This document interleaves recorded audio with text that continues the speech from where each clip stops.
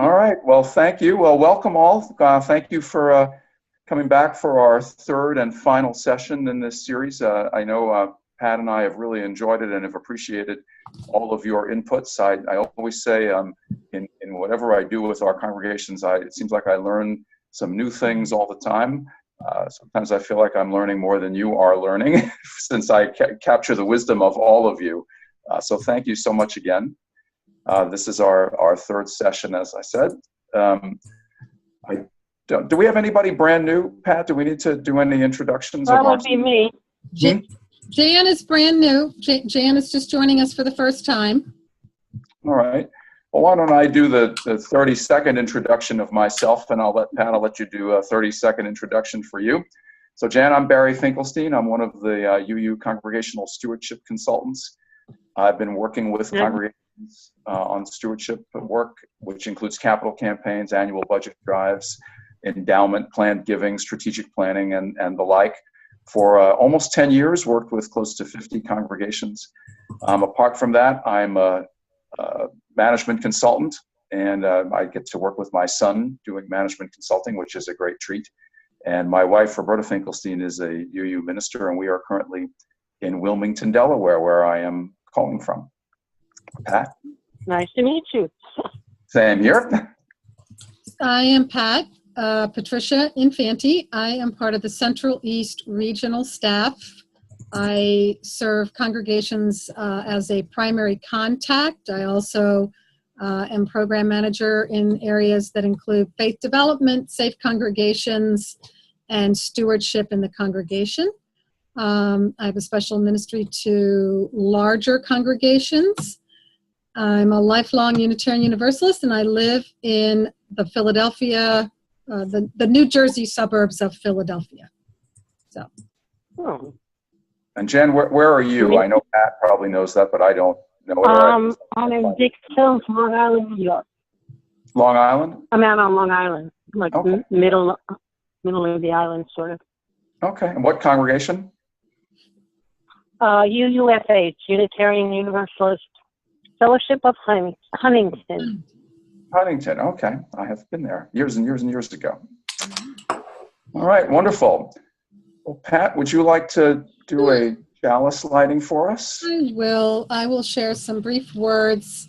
The words that somehow never seem to, that always seem to be modern and current, but yet they are from the great history of the 19th century, William Ellery Channing.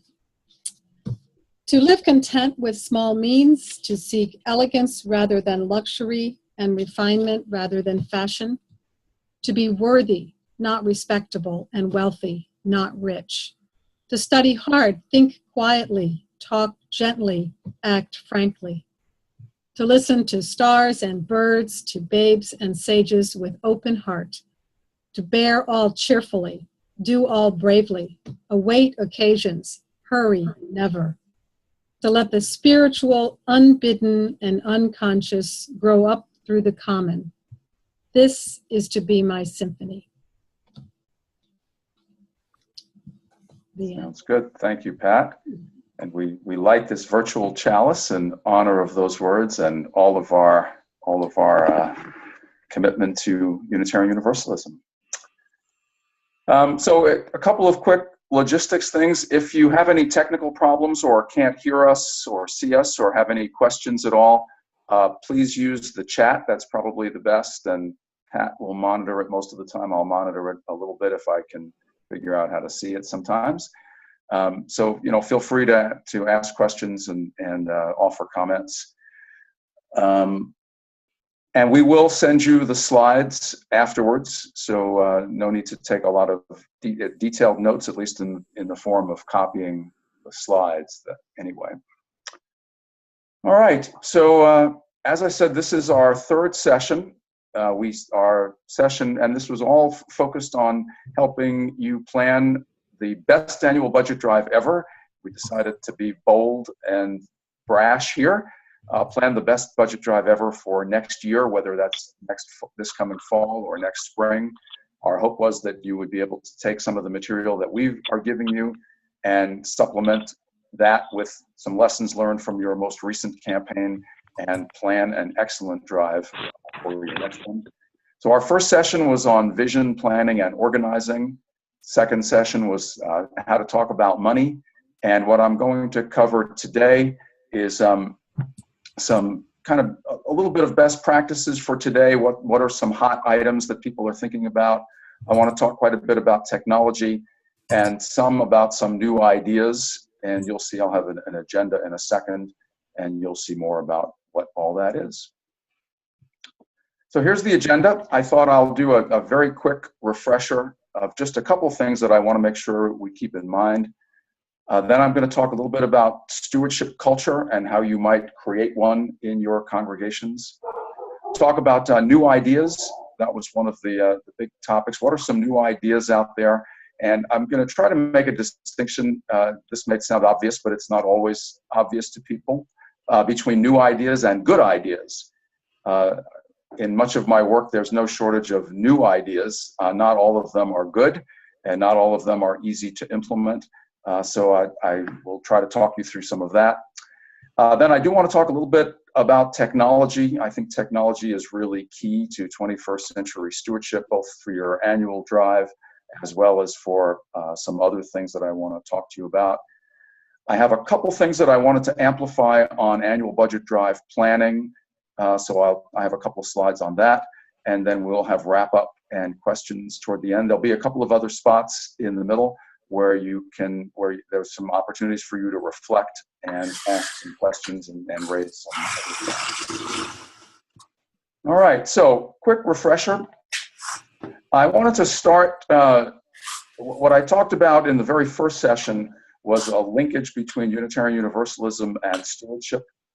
I believe that successful stewardship starts with our passion for Unitarian Universalism and our passion for the mission and vision of our congregations and their place in the world. And in particular, in these times, post-election, I know we talked a little bit about this the first week. Many of you are seeing lots of an uptick in interest in Unitarian Universalism and in your congregation. And I wanted to share a little story that happened between last week and this week. In fact, it was while I was visiting another congregation doing a Next Steps weekend, which is one of our consulting projects. I got an email from my wife with a story about something that happened in our neighborhood here in Kennett Square, Pennsylvania. Kennett Square, as many of you may know, is one of the mushroom capitals of the United States, perhaps the mushroom capital. And what this story was about was from NBC News, and it was about immigration and customs enforcement raiding one of the mushroom farms. And this is ICE, for those of you who know them as ICE agents, and they were apparently looking for 4 undocumented immigrants who were wanted for some sort of criminal offenses. They didn't find any of those 4, but instead they detained 9 other people who were not on their list, who were simply undocumented immigrants working at the mushroom farm. And reading further and doing a little bit more research, I discovered that this is a fairly common occurrence, that there are ICE raids now all over the country. And the claim is that we're going to be deporting the worst of the worst, as people always say, criminals and so on. But it turns out that what's happening is that we're creating a culture of fear and sheer terror in our Hispanic communities. And of course, we know the same is happening in our Muslim communities and for our Jewish friends. Lots of fear in this country right now. And we Unitarian Universalists are called on to provide sanctuary and also to provide a source of activism and resistance. And I know I probably said some of this in my first session, but I think it's important to keep that context in mind as we think about our work as stewards and our work as UUs. And as I said, I think in my first session, you want to be prepared to tell our story. Our story is one of impact. Our story is one of social justice. Our story is one of personal transformation and a life-saving faith in the world. So being prepared to tell that story will strengthen your membership outreach processes as well as all of your stewardship processes. Stewardship, what I mean when I talk about stewardship, I know Pat talked a little about this last week. Stewardship is everything that we do that takes care of our congregations. We are a covenantal faith, which means that when we join our congregations, we promise to one another to take care of our congregations, to do what it takes to sustain our work right now and into the future. And so stewardship, stewardship is the work that we do together, the generosity that we inspire among one another, and it's everything that we do, bringing our personal talents, our personal commitment, our personal energy, and our money to help promote our faith. Best practices, I talked about best practices the first week, and we reinforced it a little bit last week. Talked about multiple ways to do annual budget drives. The 3 good ways are one-on-one stewardship conversations, small group cottage meeting gatherings, and one large commitment Sunday or consecration Sunday or miracle Sunday.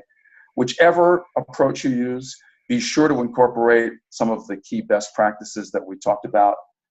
And those are, just to remind you, I'm going to remind you of 3 things. If you remember almost nothing else, these 3 things will carry you a long way. The first is a compelling case. Why is it that people should be generous in your annual giving right now?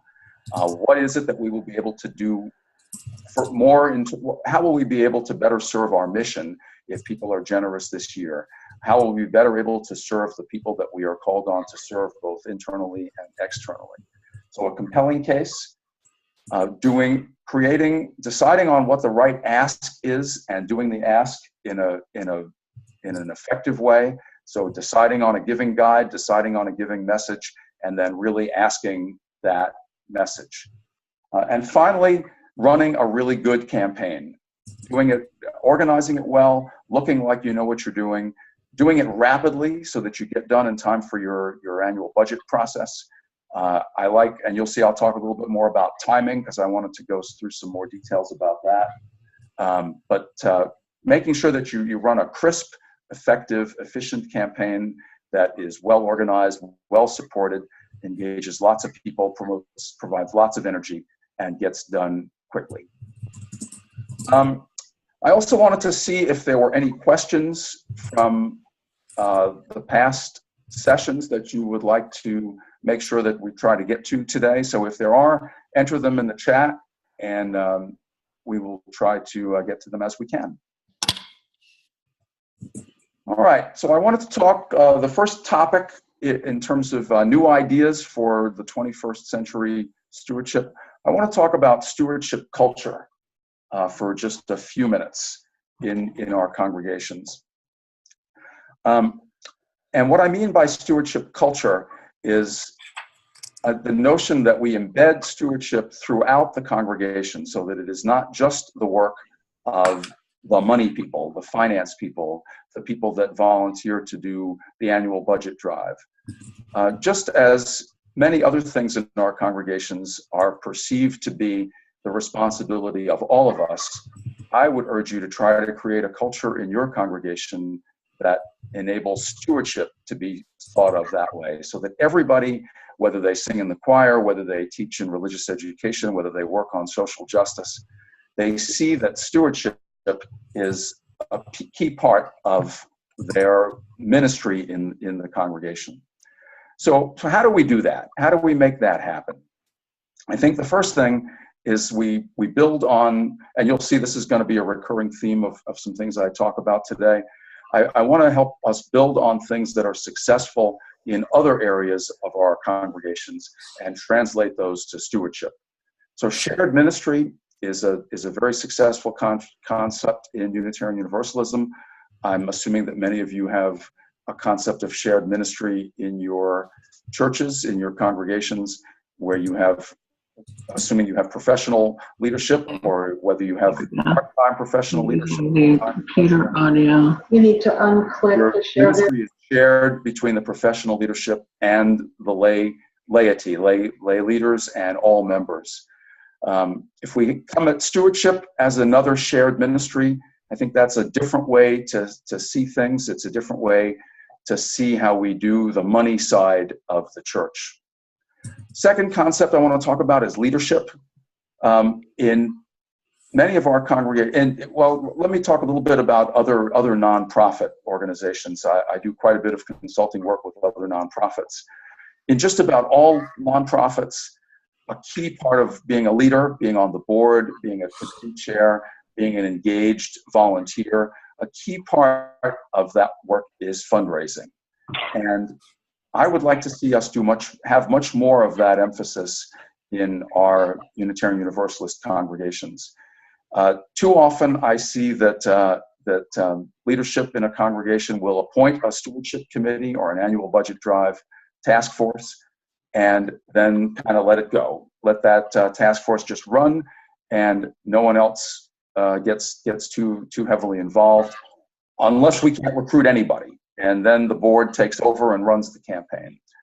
What I would like to encourage you to do in your congregations is create an environment where the leadership has a role beyond just creating a committee and letting the committee run with it.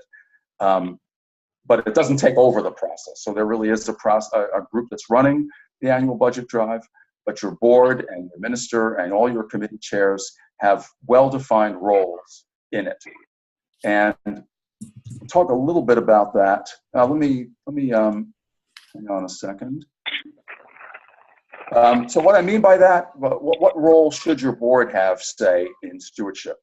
First, I believe that the board should adopt whatever giving guide is used, and the board should commit to using it. All of your leaders ideally should commit to using whatever the giving guide is. Second is your leaders should be visible, vocal supporters of the campaign. They should be not just doing formal things like writing articles in the newsletter or saying something once in a while from the pulpit, but they should be doing lots of informal communication. They should be talking to people during the campaign about why it's important to be generous. They should be sharing information about their own giving. In short, they should be visible, active stewardship leaders. They should also provide lots of support and lots of thanks to the people that are running the campaign. That includes recruiting, helping with recruiting. Board and ministers can be very, very useful in recruiting. Instead of just thinking about hiring or engaging a stewardship committee and then letting the stewardship committee do all of its own recruiting, let's involve some board members in that. So leadership commitment to the stewardship process will go a long way toward creating a stewardship culture. A third point is new members. I talked in the first session about doing some analysis. One of the important analyses to do is how well are you communicating with new members? How well are new members learning to make financial commitments that are comparable to established members? Take a look at that and make sure that you're engaging new members and that they understand that they're a part of the stewardship ministry and that a part of the covenant is being generous givers and generous supporters. Increasing your comfort level around money.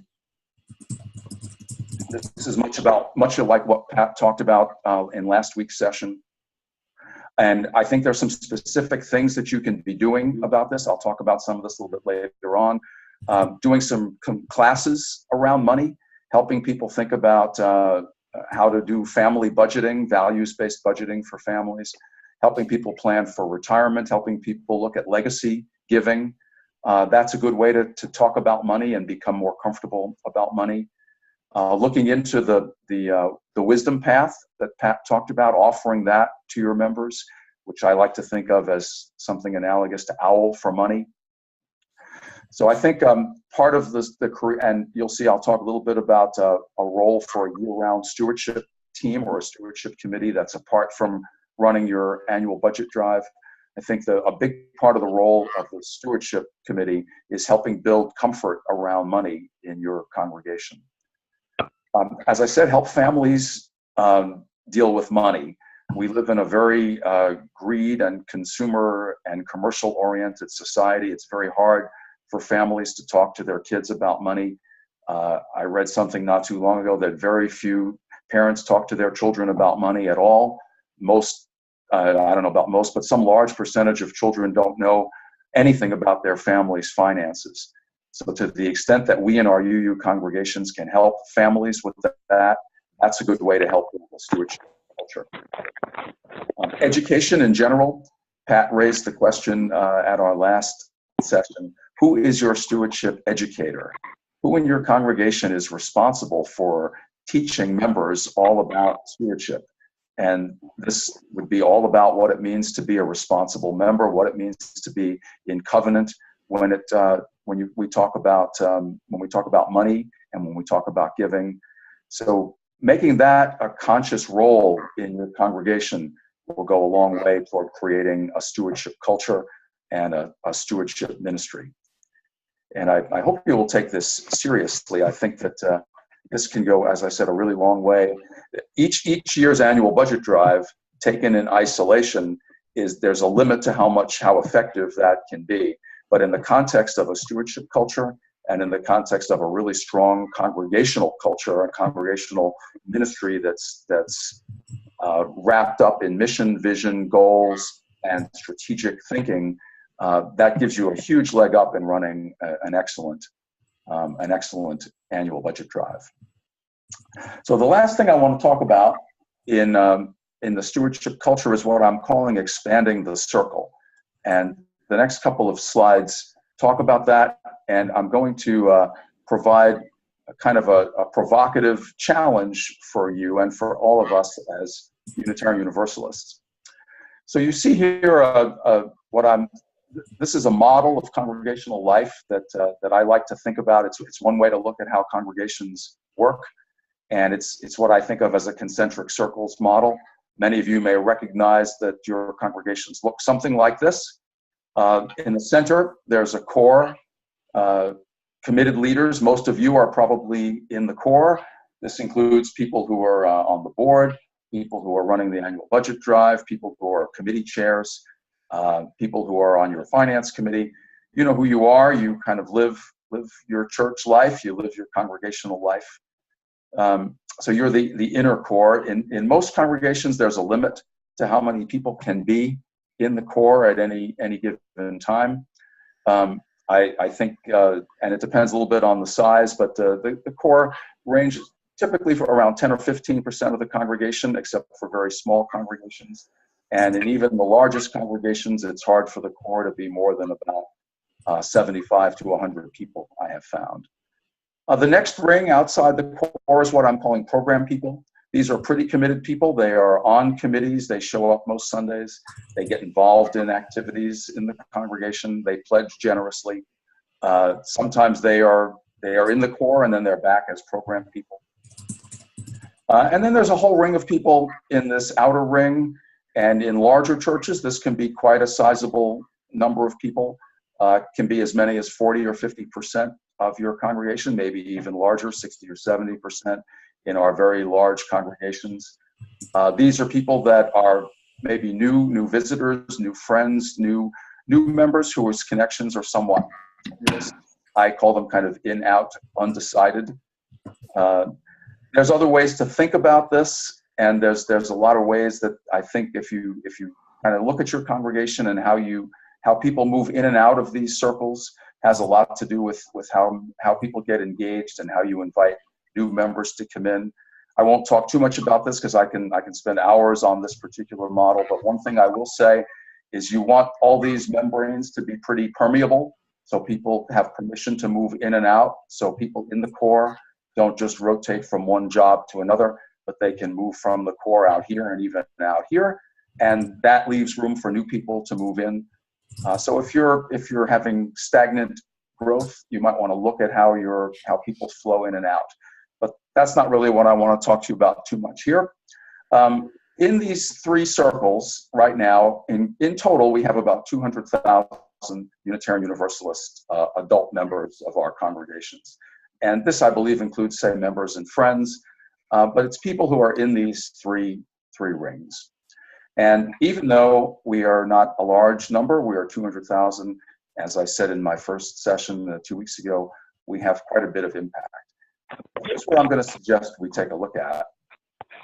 What if it were possible to keep the three levels that we have right now, the three rings, well, what would it take to, what would it be like if instead of just being limited to the 200,000 or so members and friends that we have today, what if we expanded out this way and we connected with people who share our values in many ways, share our passions, share our commitment to social justice, share our commitment to maybe our music programs, maybe our music ministry, maybe our religious education, our OWL programs, but are not likely to join.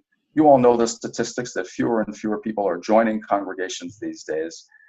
And what I'm suggesting is that, and this has a stewardship component as well as the membership growth component, that what would it be like if we could reach out to people who will never join us, but will never join us as traditional members, but will be part of our congregation for specific things. They'll come with us on a march for immigration rights. They'll come to a concert in our congregation. They'll come to some special religious education program, adult education speakers program. They might bring their children to an OWL program. And what if we kept track of these people and invited them to participate at the level that they want to, recognizing that many of them will never join us? And I think that if we were to do that, we could grow our membership, if we thought about it again in this more creative way, from 200,000 to millions. And I think that's one of the provocative things that I wanted to leave you with as a new idea to contemplate.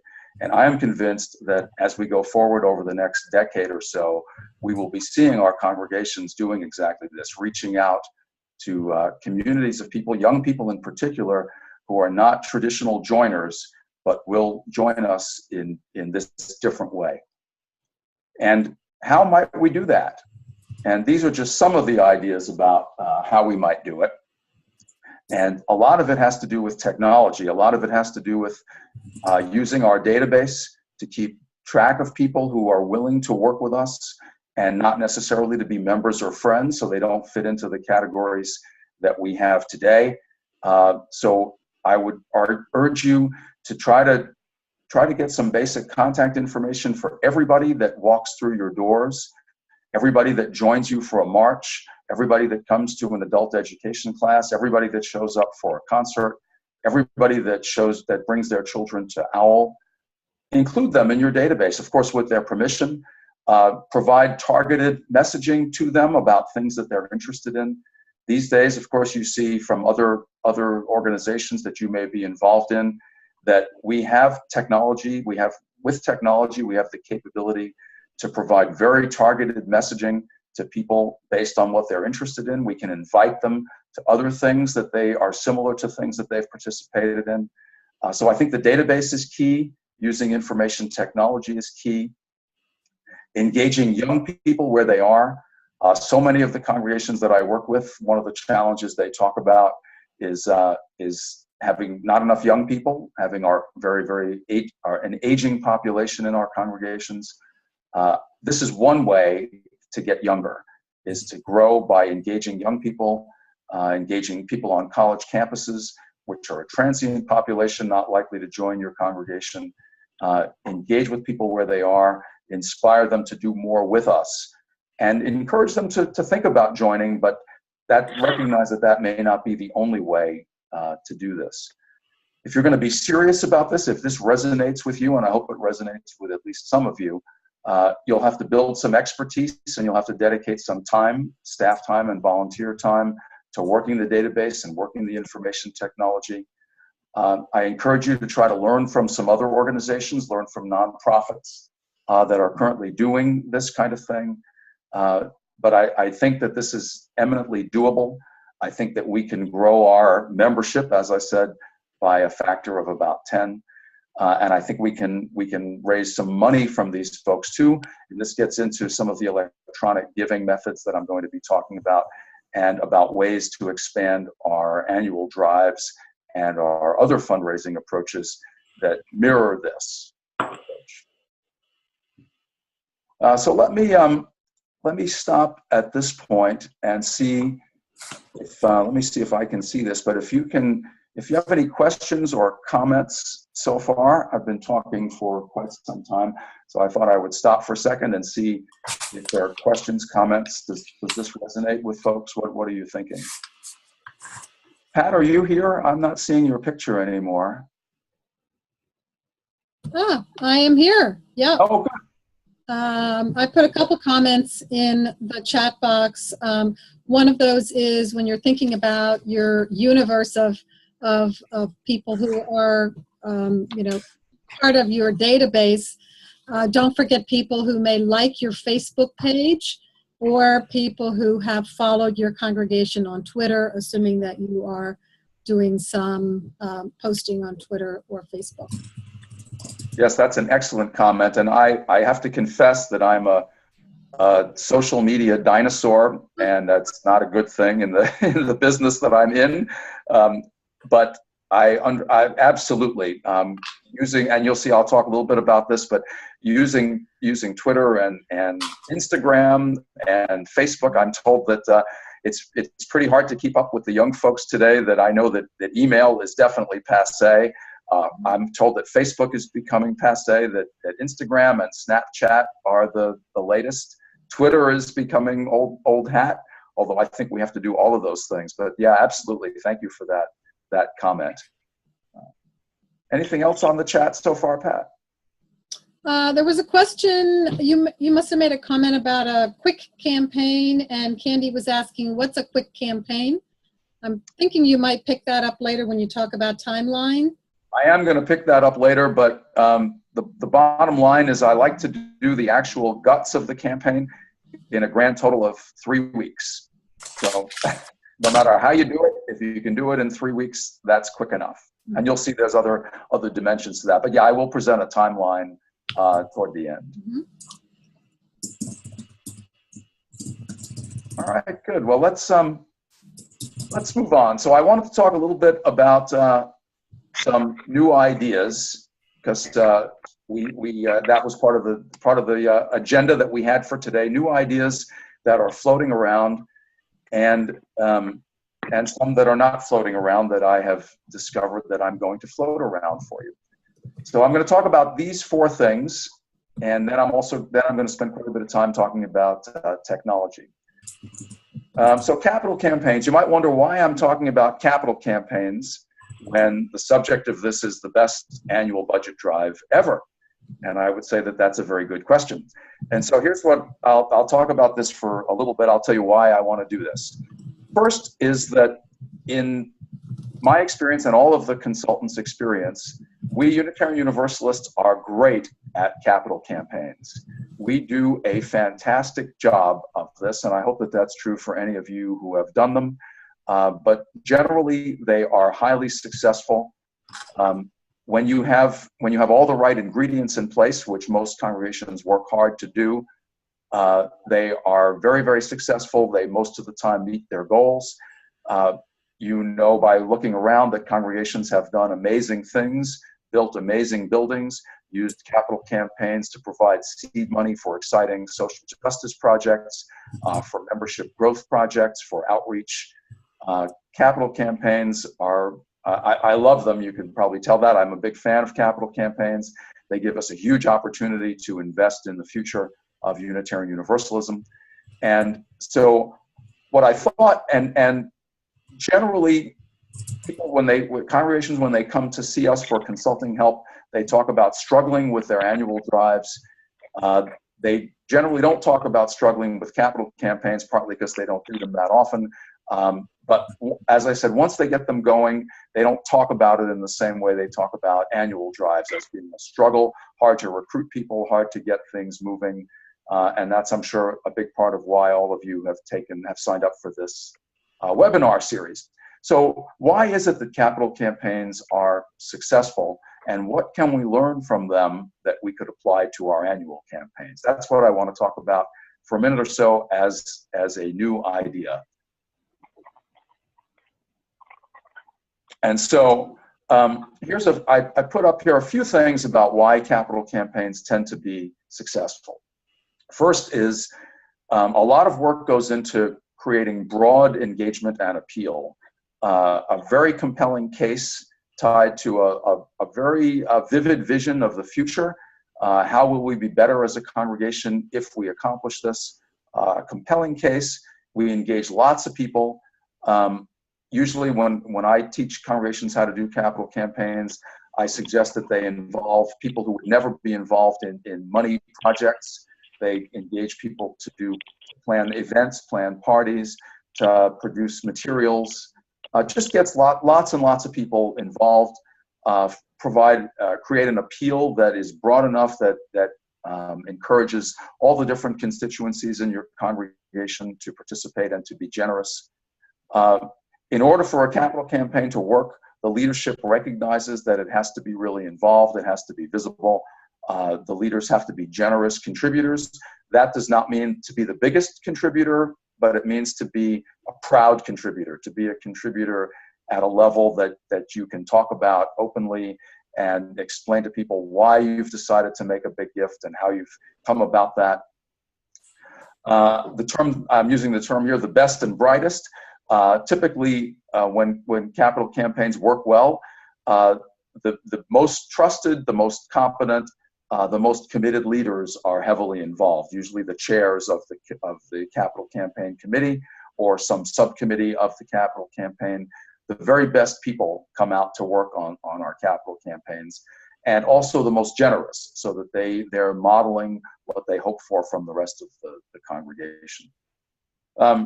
As I said, a compelling case tied to a much desired future that's based on mission and vision, strategic planning, and all of that. And then excellence all around. Excellent, congregations put a lot of work into the materials. They put a lot of work into communication plans. They put a lot of work into the campaign overall. They run it like a serious campaign, and they recruit people to organize it and to follow through, and all those things that we talked about in the first session. So I think you can tell where I'm going with this. If you can take all of these themes and bring them to bear on your annual campaign, I think that you will go a long way toward creating a much more excellent, much more exciting annual campaign than you've done before. Now, of course, it's not going to have quite the same spirit as a once-in-a-generation capital campaign, and so you don't want to expect that. But I think you want to expect something in between what most of us do in our annual campaigns and what we see from our capital campaigns. And if you look at these 6 things that I have up here, if you can think of ways to do most of these, again, even in a somewhat more low-key way than we do for capital campaigns, I think there's some really good ideas here that can infuse your annual drives with a new spirit. So I think that there's a good learning here from our capital campaign experience. Year-round stewardship. People ask about this all the time. I think, and I'll talk a little bit about what I mean by year-round stewardship and what I don't mean by it. But doing effective year-round stewardship can go a long way toward energizing your annual campaign. It can also help build that stewardship culture that I spoke about earlier. So what I mean by year-round stewardship, I mean creating a stewardship committee that's an ongoing standing committee that runs just like every other committee that the board would appoint or the congregation would elect in some way. A committee that has some stature, that has some charge, and that has a charter, and that has regular turnover, just as all of your well-run committees has. The focus of the year-round stewardship committee is not on running the annual budget drive, but it's on longer-term adaptive stewardship culture change or culture strengthening in your congregation. So as you can see, the things that I've listed up there at the top, giving as a spiritual practice, stewardship as a sacred ministry, strengthened covenant so that everybody understands how stewardship fits into their personal commitment to the congregation and to their place and to their generosity and to how we all work together to support our congregations. So create a year-round stewardship committee with really good people on it, and not just money people, but people who are engaged with the congregation in all different walks of life. Also create ties between stewardship and other elements of the congregation. So stewardship and membership should be really closely aligned. Stewardship and ministry, so stewardship and your committee on ministry. Stewardship and finance, of course, but also stewardship and music, stewardship and religious education. Think about ways to involve the music people in all of your stewardship activities. This is a way that the year-round stewardship committee can help infuse a stewardship message throughout the culture of the congregation. Engage with strategic planning if you have a strategic planning committee. I'm a big fan of long-range financial planning. Make sure that fits into your stewardship. And by that I mean, I may have talked about this a little bit in the first session. I'm a big fan of congregations creating 5-year financial plans that lay out all the different sources of money, all the different ways that we plan to spend it, at a fairly high level, and that you use that to help communicate to the congregation what's expected or what's required in terms of annual giving. Stewardship, year-round stewardship committee can be a big part of that. So as I said at the beginning, the stewardship committee is not the same as the people running the annual drive, nor is it year-round pledging, which I will talk about. So I recommend that you put in place a year-round stewardship committee if you don't have one, and that it functions along the lines that I've just spoken about. So year-round pledging, we hear a lot about this. If any of you have any kind of a year-round pledging program, and I'll talk a little bit about what I mean by this, talk about that in the chat for a second. What I mean by year-round pledging, this is a kind of hot item that we stewardship consultants hear about all the time. And a handful of our congregations, the last time we did a survey, maybe it was around 20 congregations that were doing year-round pledging. Pat, do you know of any new data about this? Or no? Okay. So what year-round pledging is about is replacing the traditional annual budget drive with a process where you would have what most congregations do to make this work. There are several variants, but most congregations assign people to a stewardship cohort or a stewardship group. Usually it's a monthly group, so everybody is assigned to a month. So I might be a May stewardship person, Pat might be an October person, some of you might be February people. And what that means is you're in a group of other people that month, and then that month is when you make your financial commitment. Instead of doing a big annual drive where we reach out to people through the mechanisms that we spoke about, either one-on-one, small group meetings, or a large commitment Sunday, instead we would have a way to reach out to each of these monthly groups as the calendar moves around. So every month you would be collecting financial commitments or pledges from 1/12 or 1/10 of the congregation is the way it would work. The idea behind this is that it might be easier to do than running a traditional annual budget drive. It might be more effective at engaging people. It might be more effective because people become part of a group, and that group, you'll see, I'll talk about this on my next slide, that group can do other things together as part of the congregation, and that might strengthen their commitment, might strengthen their engagement. In order to make it work, you need trained leaders who can support these groups, and they have to be working pretty much around the year instead of just during the annual budget drive. The idea is that the groups would meet regularly for fun, socializing, and for dreaming about the church, dreaming about the future of the congregation. They would inspire one another, and as I said, they would make their pledge during the designated month. So that's the typical way that congregations do this. As I said, everyone gets assigned to a month, and then that's the month in which you renew or update or make your financial commitment. What's good and what's not so good about this? What's good is, as I said, people get a sense of belonging.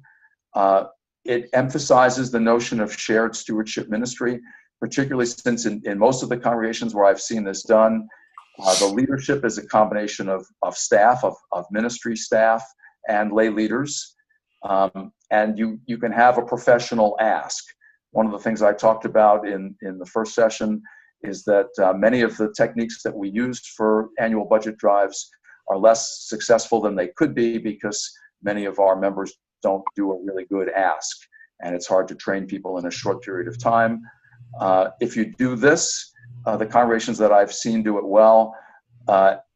When each one of these cohorts comes up to the time when it's their time to make their pledges, one of the ministers and a stewardship leader would go meet with that group and would do the professional asking.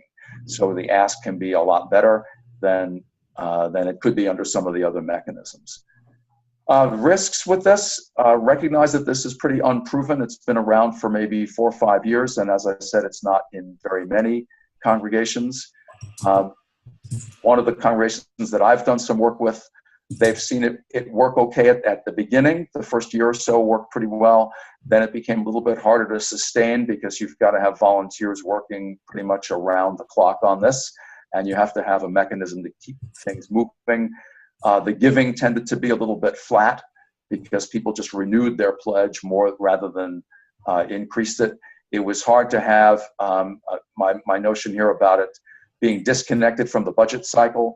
One of the advantages of the traditional campaign is every year we get to think about our budget for next year. We think about it collectively, and we think about what we might do with some additional money.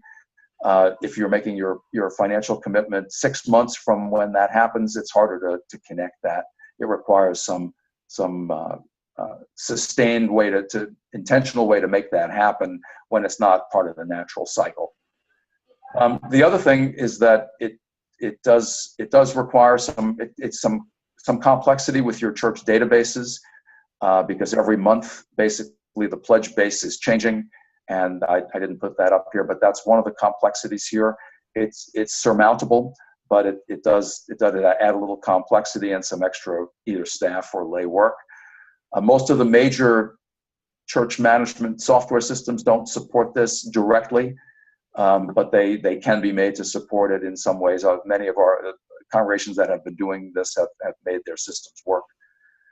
We see this process as being of greater interest in large congregations where it's really hard to reach, like the 800 members in the Arlington church, say, or the 500 or 600 members in the church in Denver that I work with that's using this. So this has some appeal in large congregations where it's been difficult to muster the energy to run the traditional campaigns. I will say that I think there are some risks with this. I think if you do it really well and you put some effort into it, you can create this sense of belonging and this shared ministry. And I recommend that congregations think about creating these cohorts for people, even if you don't do the year-round pledging. In fact, maybe especially if you don't do the year-round pledging, I do recommend the idea of thinking about creating year-round cohorts. And I'll talk about that in a second. If there are questions about this, I can talk some more about it, but this is certainly one of the hot topics that we've been hearing about for the last 3 or 4 years. So I wanted to give you some sense of it and how it's been working. If you are interested in pursuing it, I recommend that you try to get in touch with some of the congregations that have done it and talk to them, and I can put people in touch with that if you would like. Barry, we have somebody in our workshop from Ventura, California that has experimented with that. So folks may want to reach out to David from Ventura. There's also a video, and I posted a link in the chat box, of a General Assembly workshop that that addressed year-round pledging and this process. So if you want to learn a little bit more about it, there are resources. Yes, that General Assembly workshop was conducted by my colleague Mark Ewart along with David Pyle and one of the members from the First Unitarian Church in Denver, which was one of the early adopters of this.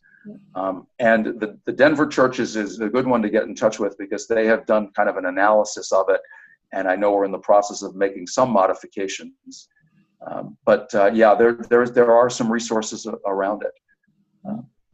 So I thought we would stop here for a second or two, and for reflection from all of you. Are there other new and good ideas floating around out there? We've talked about learning from capital campaigns, learning from learning from other nonprofits, doing year-round stewardship, year-round pledging. And I will talk about technology, so let's not go there just yet. But are there other new ideas, other things that you have seen that you could share with us?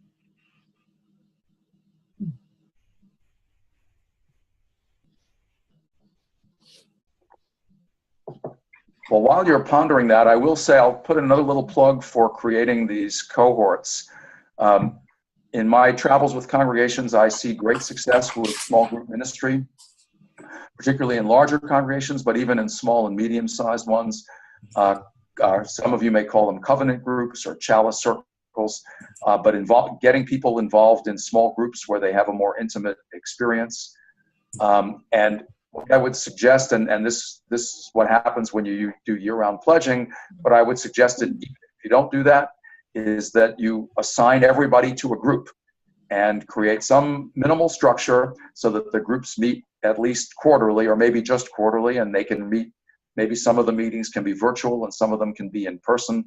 Most of the meetings can be social and fun, and people can get to know each other and they can get to know their families. You can organize and structure these groups however you want. They can be done by geography, they can be multi-generational, they can be done by interest so that all the social justice people are together. They can be done by when the tenure in the congregation. You can do it however you want, but I think it would be a great idea in our congregations if everybody were part of a group, and that group, at least once a year, one of their meetings was devoted to stewardship, and one other of the meetings would be devoted to dreaming about the future of the congregation. And at the meeting devoted to stewardship, one of the ministers would show up and one of the stewardship leaders would show up, and you'd have a conversation, and it wouldn't be lined up with the budget drive. It would just be at random times. And I think that would go a long way toward creating a stewardship culture, and is an idea that I think we could all try. Anything showing up in the chat, Pat? Nope. Okay. Yep. All right, so let's talk a little bit about information and technology. And I'm going to talk about several different things for maybe the next 10 minutes or so. The first is what I called frictionless giving, electronic giving of all types. I've done quite a bit of research on this and learned quite a bit about it from some of our many congregations. You may know some of this, but you want to make giving, all the studies show that people are more generous when giving is easy and when giving fits the way that they want to give, which these days is by credit card and EFT. It's not cash or checks. Checks are an alien creature to people much younger than myself, my son and his cohort. They don't write very many checks except if they're really forced to, and they certainly don't carry checks around with them.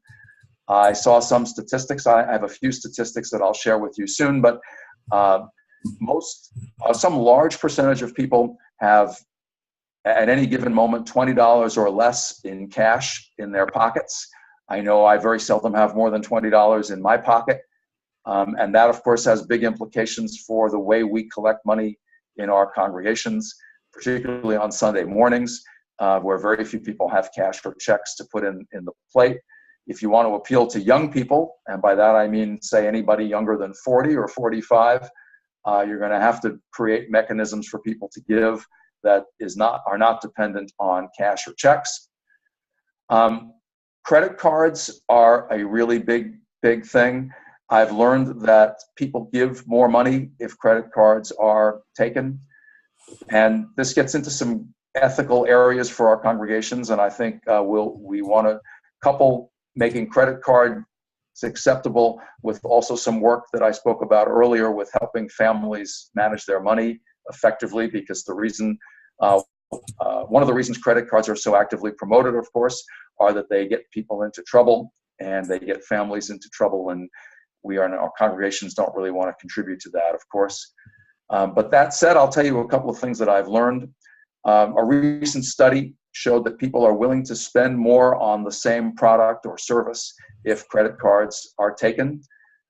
One element of the study was they did interviews with people across a desk, let's say, trying to find out how much money they would spend to buy a ticket for something they were interested in.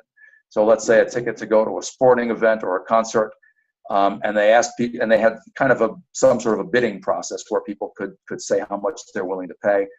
If there was information on the desk about credit cards, the person didn't even have to be told that credit cards were accepted, but information on the desk like credit card logos or a credit card reader of some kind, people were willing to spend much more money on these tickets than if there was no hint about credit cards. So the fact is that people will give more if credit cards are accepted. They'll be more generous in your congregations if credit cards are accepted. And you'll see I have some things down at the bottom. I have a point down at the bottom if you're worried about fees. I know many of our congregations discourage credit card giving because of the fees, or else they ask people to cover the fees by giving a little bit more. I would urge you not to do that. I would urge you to be very open about credit cards and accept them. As I said, while coupling that with education about budgeting and about responsible credit card giving, and in all of our fundraising, making sure that we are not doing any arm twisting or any coercion, but that we are encouraging people to be as generous as they can be and as they can afford to be. But with that, making the giving easy and making credit cards well available. So that's I'll talk a little bit more about e-giving, and I know you all shared some of your stories via the chat and via email, and we'll share those in a second. Some other uses of information technology, and one of you just raised this in the chat, engaging with people, using social media, using all of the different mechanisms to engage people. If you want to reach young people, it's going to be through technology. I know in most of the congregations that I visit on Sunday mornings, there's an announcement about turning off your cell phones. I recommend you not do that. Suggest that people turn on their cell phones and that they tweet out messages as they're experiencing them. They check in on Facebook from church on Sunday morning. People take pictures and send pictures out on Instagram and Snapchat and whatever other technologies people are using. Let people get in touch with their friends as the service is going on. So use technology and encourage your members to use technology. Data is a big deal. I'll be talking a little bit about data in a second. And I talked a little bit about it earlier, but expanding your use of data to keep track of people, that sounds a little bit big brotherish, but I mean it in a positive way. Keep track of what people are interested in and appeal to their interests. In my wanderings among congregations, I find that in general, we leaders know very little about our membership. We don't really keep track of what people participate in. We don't keep track of their history of, did they show up for this or that event? And I know it's hard to do that sort of thing, but if you can do that, you learn a lot more about your members, and you can appeal to them in a more targeted way, both for inviting them to participate in things and for targeted giving messages, which of course is a wave of the present and the future.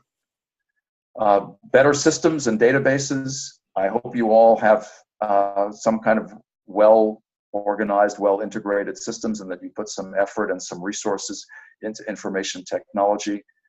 I find in most of our congregations we have limited expertise in IT, and it's an area that's ripe, I think, for shared expertise, shared services among our congregations. One of the things we're looking at here in the Delmarva cluster is providing shared IT expertise across about 8 congregations, because it's kind of expensive expertise to have at each of our individual congregations. But over the next few years, you're going to need better expertise in IT, and figuring out ways to do that will be good.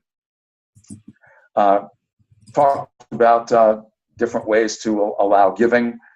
Crowdfunding, many of you probably know about Faithify. I'm not going to talk too much about that here, but crowdfunding can be an option for funding some specific things within your congregations, and maybe providing some seed funds, seed money. I invited you to share with us what some of you are doing Pat, do you want to summarize what we've heard?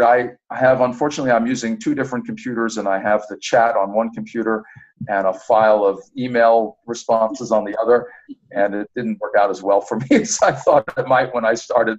Sure. So I see that some people are doing pledging and online payment. One congregation, Akron, says they're using PayPal, and they also do something with smartphone. So I guess that you can access the PayPal through smartphone. Mainline has online pledging, online payments, and they're going to be starting to use phone during the summer. I've actually been in the UU congregation where they when they did the offering, they actually put up a text your donation to this number, and they had a text number that you could send a donation right there. Others, Meg says they also are doing online pledging. So this group, the ones who've shared in the chat, seem to be right on top of this practice of catching money, being prepared to catch money when people try to throw it at you.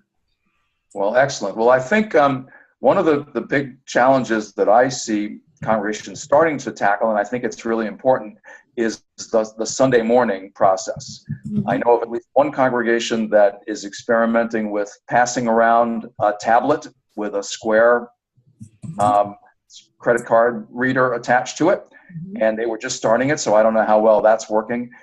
We here in Wilmington are going to start doing a Sunday morning plate collection with text to give. Mm-hmm. But if you're expecting cash and checks on Sunday morning for the plate, I think you're going to be increasingly disappointed as time goes on. The other thing, of course, and we haven't really talked about this, is streaming our services and enabling people from home to be able to give electronically right during the service. So I think figuring out some ways to do this during the Sunday morning. Kiosks are a big deal. I know some of you mentioned PayPal. PayPal is used by quite a lot of our congregations. Vanco is used by several others. Vanco has a lot of services that you might look into, even if you're not going to use them, but they offer kiosks and they offer linkages to Square and other giving that you can use on Sunday morning. And of course, many of our congregations now accept credit cards for buying coffee on Sunday morning, or buying fair trade chocolate, or for paying for your auction items. All of those things, and part of this is practical, and part of it is also symbolic. The more that you can show that you're doing these kinds of things, the more you're going to look like you're appealing to young people, because this is the way people live these days. So here's a couple of statistics that I'll share with you. I won't go through all of this, but church, and I got some of these statistics from Vanco and some of these from other sources. Some of these are now a couple of years old, and some of them are newer. But I'm sure that all of these are increasing in the direction of more electronic giving and more charitable giving. The first one over on the left, churchgoers who prefer giving online. This is based on a recent survey. 60% of churchgoers throughout denominations, or all denominations, said they would prefer to give online rather than by checkbook or in any other way. And it's 80% for engaged givers, for leaders. Cell phones that are smartphones, this is at least 2 years old, 79%. My guess is it's much higher today. People, of course, are using smartphones for all kinds of things, including giving. Vanco, in one of their research papers, they studied one denomination that did a comparison of congregations that accept electronic giving and those that don't. Otherwise equal, they equalized them out. The ones that accepted electronic giving, they raised 26% more money. And that's consistent with pretty much everything that we hear about credit cards. Sometimes people think that online giving is only for young folks. But you can see that boomers giving online, this was 42% about 2 years ago. It's probably over 50% now. And as far as being online, seniors, these are folks over 70. Most of them are somewhere close to 3/4, and again, it's probably higher today, are online daily. So people of your constituents, your members are online, and if you take my bait and try to expand out beyond your traditional circles, all of your connections will be online, and all of your giving from those folks will be online. And I know that many of those people, like I said, will not join or be traditional members. They will most likely not be traditional pledgers either, but they might well contribute during your annual campaign if you can target some things that they're interested in. If they showed up for a speaker series, they showed up for a concert, you could be sending them a targeted message that says, if we can raise a little bit more money this year, we plan to expand our speaker series. Might you contribute $20 to that?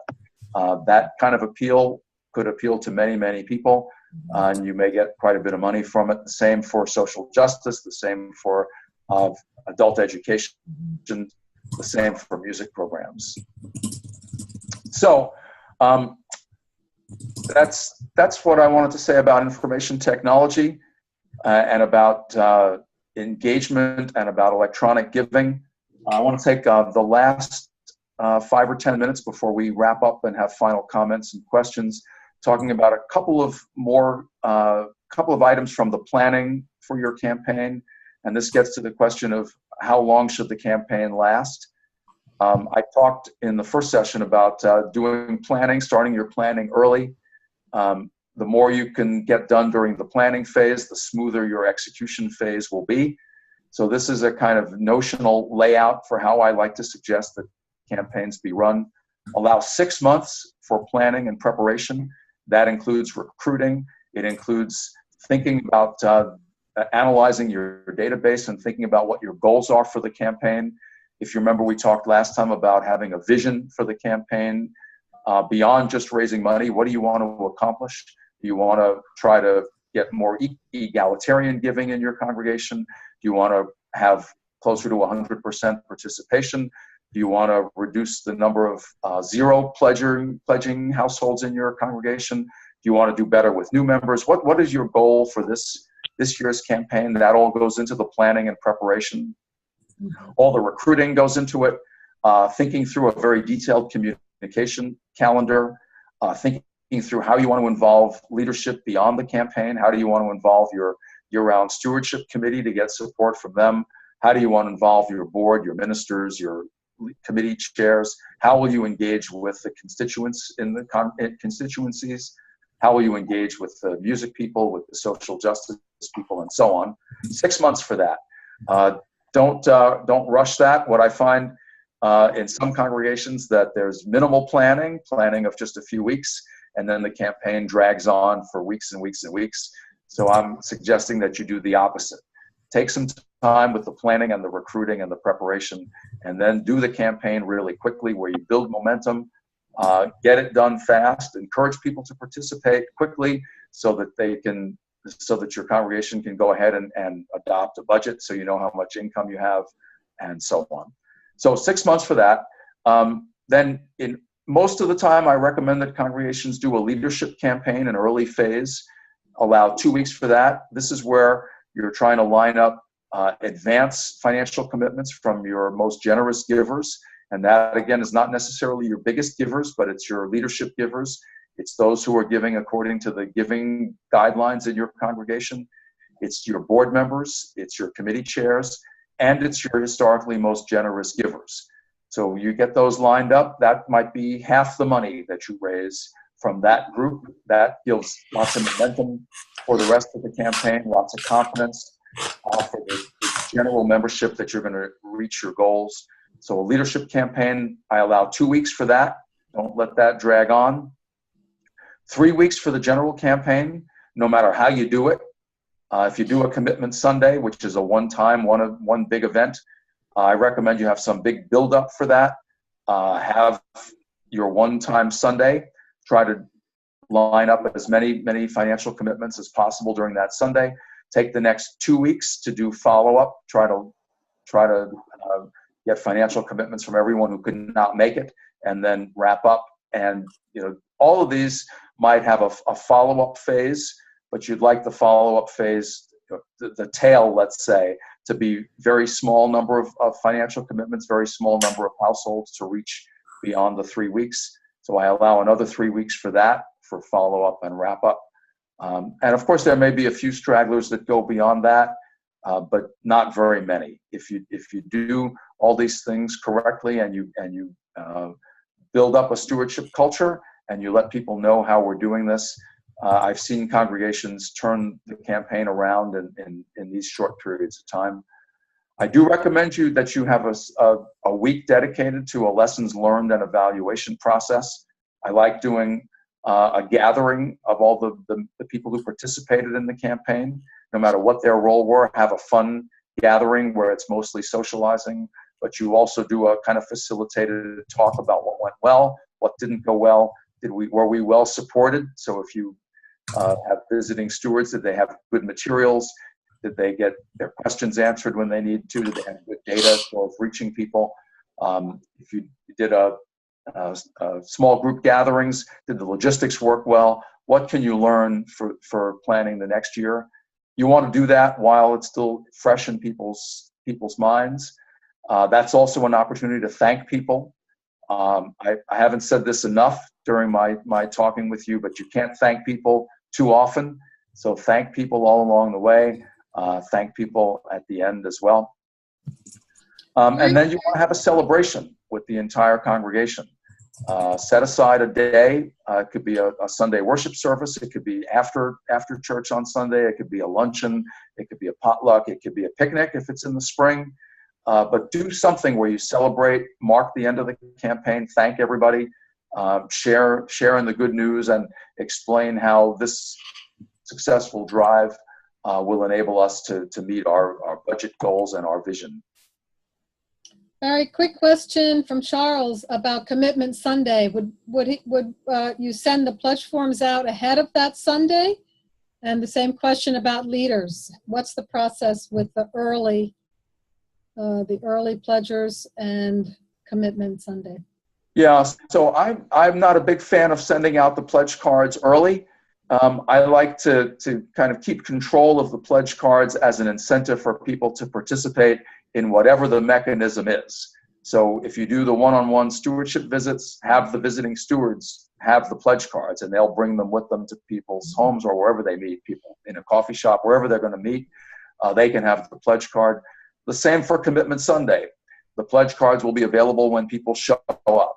I think you want to have a lot of information out in advance, including an opportunity for people to learn what they gave last year. Sometimes that's useful. You want to have good communication in advance about why people should be generous, what's the case for generosity, and why they should show up for Commitment Sunday, basically so we can get the campaign done quickly and kind of stop chasing people and have financial information for our board and leadership. As far as the advance, the leadership givers, I think it's fine to just have the pledge forms there as well. You have to decide whether you want people to make their financial commitments at a leadership event, which is possible, or whether you're going to go meet with them one-on-one or in small groups. Usually the pledging is done at the event, but it can be done in a lot of different ways. But again, I don't see any reason to mail out pledge cards in advance. I think you want to communicate other things, but I don't see sending out the pledge cards. I also don't think you want to turn on automated pledging until you're later on into the campaign. So people can make their pledge, maybe if you're doing a Commitment Sunday, by the week after the Commitment Sunday, you can turn on online pledging. But I wouldn't have it on before. You want people to show up for the events. There was one more question. Do you want me to save it to the end? There was a question. Let me talk about mission-based budget for just a second, because I kind of glossed over that last time, and I wanted to talk about it for just a minute or two, and then we'll move into wrap-up phase and any final questions. So I recommend that you create a mission-based budget or a program-based budget, and by that I mean a kind of simple look at where the money goes and where it comes from. And I know I've talked about this before, but we leaders often take for granted that the average member has much understanding of the money side of our congregations. I think most of our members don't have much understanding at all. They probably don't know even what the total budget is, except maybe when you've just told them a minute or two ago. So you want to be able to communicate to people something about the money. Now, often what we do is we have the congregation vote on a detailed line item budget at the annual meeting, and that's great, and you have to do that. People have to endorse the budget. But people don't get much from a line item budget. It's too much detail, and it's not broken down. It doesn't tell people where the money really goes. So what I like to do is think about what are the major mission areas or budget or program areas of our community. And you can break this down any way you want. The sample I have here uses 5 categories: worship and music, nurturing community, kind of pastoral care is built into that. Fun activities are built into that. Outreach, social justice, that's, what money goes outside of our doors. Lifespan religious education or faith development, and denominational connections. How much money goes to our UUA and our regions? Do we send people to UUA events? That would be a denominational connection. So those are sort of the major things that are part of our mission. You can create these and label them differently, but this shows how much of our money goes to these different areas. I find that resonates with people. The same on the income side. What are the sources of our income? In most of our congregations, the overwhelming majority, usually close to 80%, comes from the annual budget drive. Many of our members will not know that, and it's useful for them to know that. The other slices of the income pie tend to be not only small, but variable and somewhat unstable. Other fundraising or rental income. Sometimes tenants leave, or sometimes it's hard to renegotiate a rental arrangement. So it's useful for people to have this kind of program or mission perspective on the budget.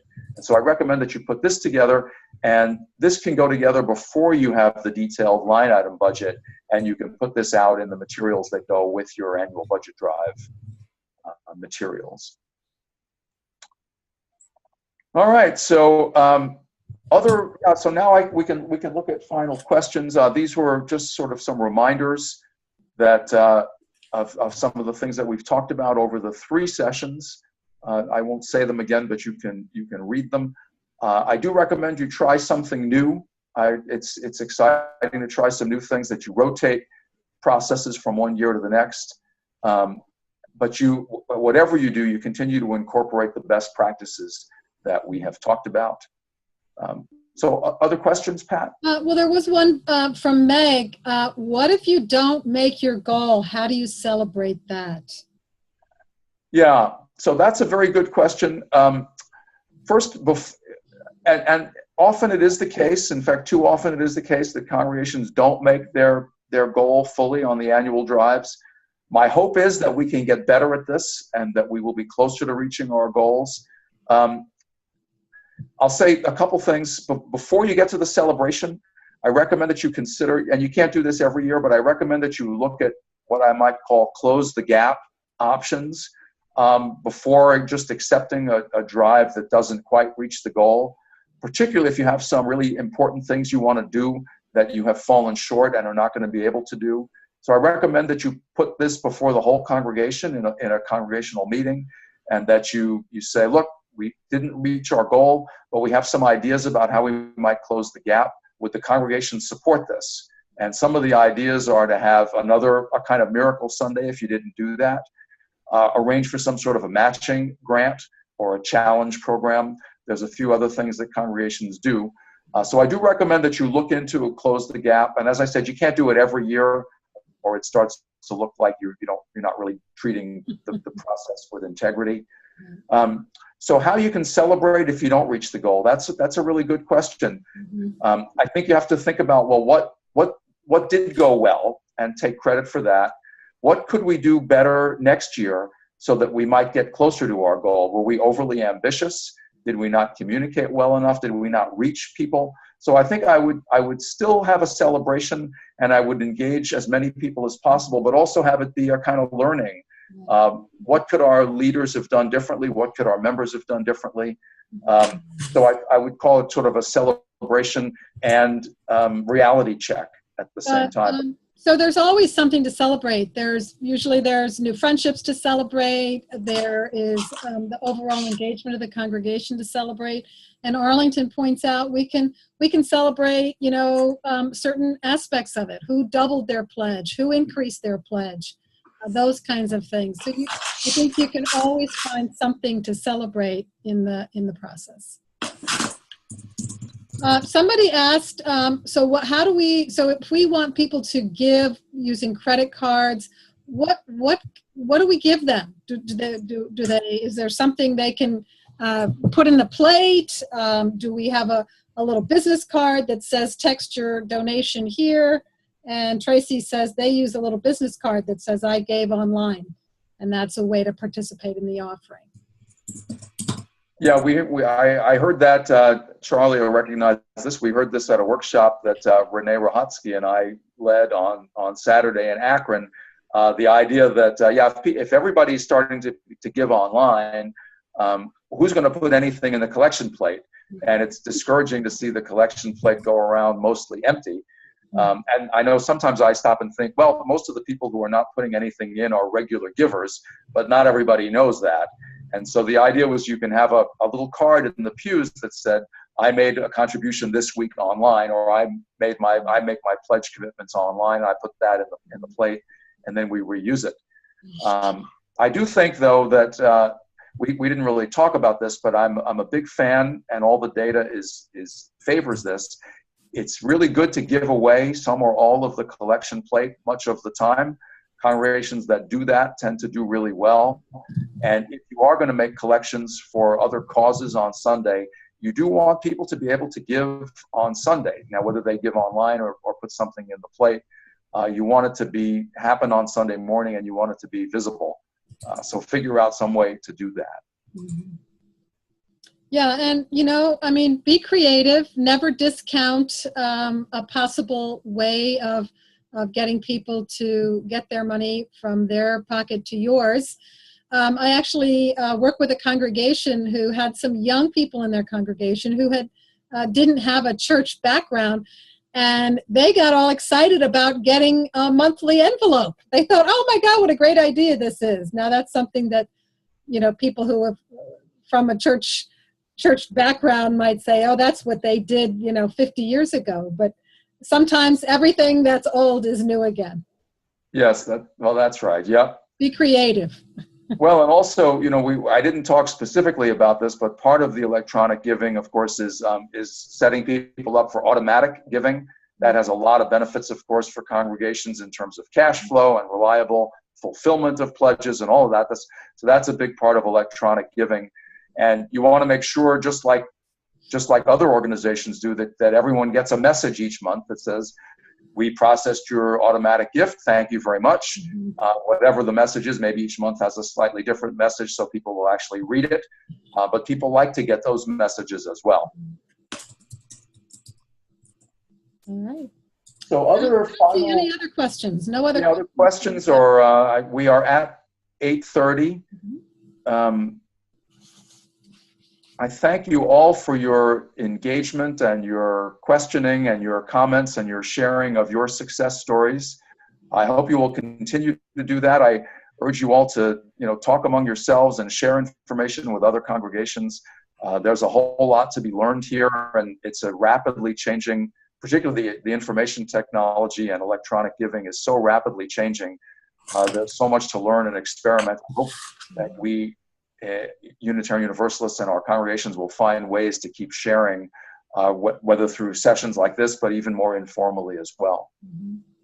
And we will share the PowerPoint and the video recording. We have been recording with folks who are registered for the series. And I have some closing words to take us out. The always lovely words of Sarah York. Mm. Fragments of holiness, glimpses of eternity, brief moments of insight. Let us gather them up for the precious gifts they are, and renewed by their grace, move boldly into the unknown. All right. Thank you, Pat. That was very nice. And again, thank all of you. I thank all of you for participating. I hope you found this helpful, and Pat and I know really enjoyed doing it and engaging with you. It seems like we keep getting at least a little bit better at the technology, and it feels like we're all engaging with each other instead of just talking into a computer. But thank you all again, and I wish you all the best for having the best annual budget drive ever this coming year. And thank you for everything that you do for Unitarian Universalism. Yep, and there is contact information for both Barry and myself. So if you have questions as you go forward, please feel free to reach out to us. Don't be afraid to reach back out, even if it's a couple of months or 6 months from now. Absolutely. So thank you all. Thank you.